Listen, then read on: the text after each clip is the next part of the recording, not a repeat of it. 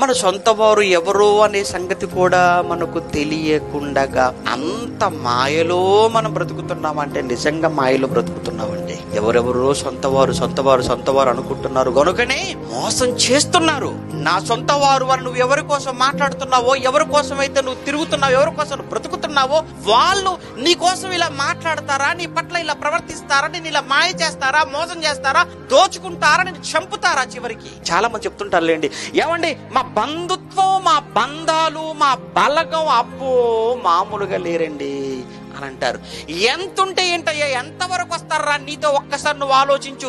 శ్మశానము వరకు వస్తారేమో తప్ప అక్కడి నుంచి ఒక్కడుగు నీతో పాటు లోపలికి వస్తారేమో అడుగు. నువ్వు చచ్చావని తెలియగానే కబురు పెట్టగానే ఓ క్షణాల్లో కాకుల్లా వాలిపోతారు. వాలిపోయిన వాళ్ళంతా కూడా ఇంకెప్పుడండి అంటారు. వచ్చి టైం చూసుకుంటే ఇంకెప్పుడండి భూస్థాపన కార్యక్రమం, త్వరగా అయిపోతే వెళ్ళిపోవాలి, ట్రైన్ మిస్ అయిపోయినట్టుగా ఉందండి, ఇంటి దగ్గర పిల్లలు వచ్చే టైం అయిపోయిందండి. ఆహా, వీళ్ళను సొంత వాళ్ళనుకుంటున్నా ఈ భూమి మీద బ్రతుకుతున్నా ఈ కాలంలో. వీళ్ళని చూసా నువ్వు దేవుడికి దూరం అయిపోతున్నావు, వీళ్ళని చూసా నువ్వు సత్యానికి దూరంగా వెళ్ళిపోతున్నావు.